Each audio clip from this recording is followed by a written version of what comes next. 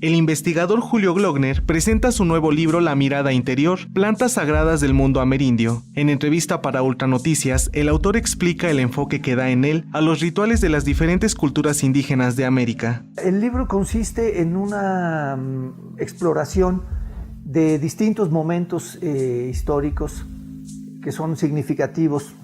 Hay desde luego muchos otros más, pero yo elegí estos que tienen que ver con la relación del hombre occidental y las culturas originarias de América en relación con las plantas psicoactivas, con plantas psicoactivas que tienen un carácter sagrado. Entonces, el libro consiste en una revisión desde la llegada de Cristóbal Colón, que es la primera vez que los europeos se topan con la existencia de estas plantas, la cojoba entre los indios taínos, hasta las experiencias de Gordon Wasson con María Sabina. Entonces, es un tema que a mí me interesó desde hace mucho tiempo. Digamos, el primer artículo que escribí, fíjate, en la revista del Sindicato de la Universidad de Puebla, fue sobre el peyote y los huicholes. Los libros de Salomón Nachmad y de Peter Forst me causaron una impresión muy fuerte, y es un tema que he trabajado prácticamente a lo largo de mi vida desde estudiante, ¿no? Entonces, pero ahora finalmente puedo concretarlo en un libro. Un libro con el que pretende desmitificar los rituales de consumo de plantas como el peyote, la marihuana y los hongos por parte de culturas indígenas.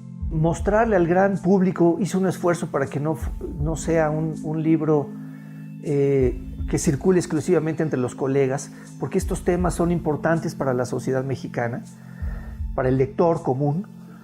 Entonces, la idea es, digamos, aproximar al lector común, por un lado, al mundo sagrado, al consumo sacramental de estas sustancias, que supongo lo ayudará a quitarse prejuicios de la mente. Como antropólogo e investigador, el autor habló de sus experiencias de campo para poder conocer de primera mano estos rituales.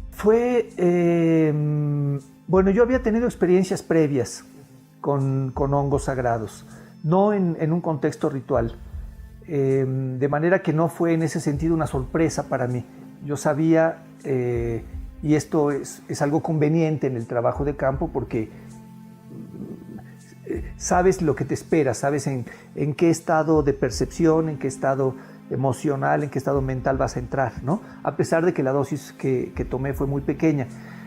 Esto se dio porque en algunas comunidades aledañas a los volcanes se realizan ceremonias que tienen una importancia muy grande en el tiempo, es decir, son ceremonias que no dudaría en decir que son milenarias, aunque no se puede comprobar, la arqueología no tiene muestras de esto, porque pues, los hongos simplemente desaparecen, no pueden dejar un registro. Pero tienes, por ejemplo, un mural como el de Teotihuacán, el mural de Tepantitla de Teotihuacán, que está dedicado a las deidades del agua, de la fertilidad, ¿no?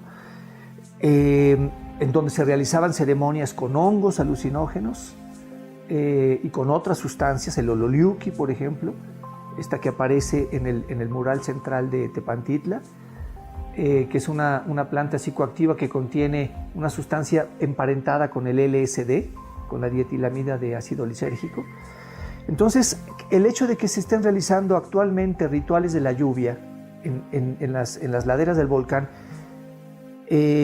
habla de la persistencia de un culto que viene por lo menos desde el mundo teotihuacano, ¿no? Específicamente para pedir, propiciar la lluvia. Entonces sucedió que en el año, creo que fue el año 2002, no llovía lo suficiente, los campesinos estaban preocupados porque había comenzado muy bien la temporada de lluvias, pero después se suspendió y no llovía. Se hicieron las visitas a los lugares rituales para limpiarlos de maleficios, en fin, todo esto lo explico en otro libro. Y finalmente logré con este grupo que tuvieran la confianza, que agradezco mucho, para haberme invitado a presenciar un ritual de estos. Ellos le llaman trabajo especial y se lleva a cabo cuando hay una situación de emergencia con las lluvias. Entonces se hizo esta ceremonia A mí me ofrecieron 2 pares. Tenía que estar atento con la grabadora, tomar las notas, en fin. No iba a aceptar más, una dosis mayor. Entonces fue una ceremonia muy interesante. Finalmente, Julio Glockner habla de su postura frente al actual debate nacional convocado por el gobierno federal sobre el uso lúdico, recreativo y médico de la marihuana. Es una planta que ha sido satanizada, es decir, ahora los políticos están ocupando el lugar de los frailes del siglo XVI. Está muy bien que se haya hecho esta discusión. Yo no la seguí puntualmente, no sé si... A ver, primero quiero redondear esta idea. Es una planta que ha sido satanizada porque se ignoran sus propiedades. Esto es lógico, digamos, todas las culturas del mundo, de todos los tiempos, han usado plantas que alteran el estado de conciencia, la percepción, los estados emocionales. No hay una sola cultura, quizá con la excepción de los esquimales, todas las demás culturas han utilizado alguna sustancia psicoactiva. Lo que pasa es que cada cultura reconoce como legítima determinada sustancia y rechaza las otras. Entonces, en el caso de la cultura occidental, a nadie se le ocurriría pensar que el alcohol, por ejemplo, es una droga, ¿no? Porque es nuestra sustancia, ¿no?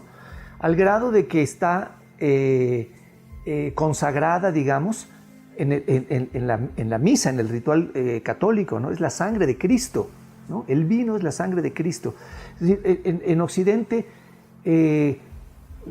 digamos, se ha aceptado tanto el alcohol que ha sido sublimado al grado de convertirlo en la sangre de la deidad fundamental del cristianismo, ¿no? Y con ella se comulga en las misas, en fin, y nadie se opone a esto.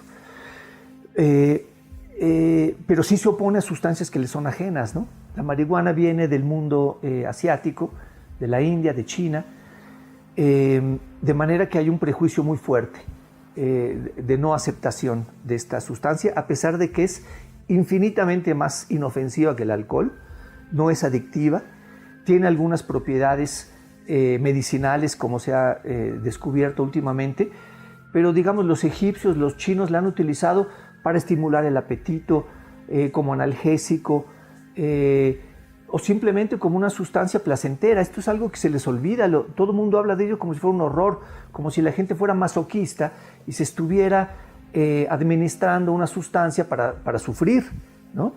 O sea, no se admite que es una sustancia que produce placer, que si se toma con mesura, esto es lo importante, se tiene que tomar en pequeñas dosis, se tiene que hacer un uso racional, como aconsejaban los antiguos griegos.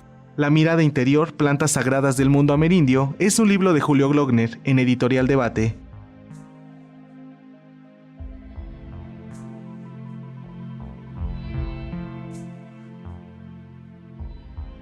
Informó Octavio Guzmán para Ultranoticias con Javier Solórzano.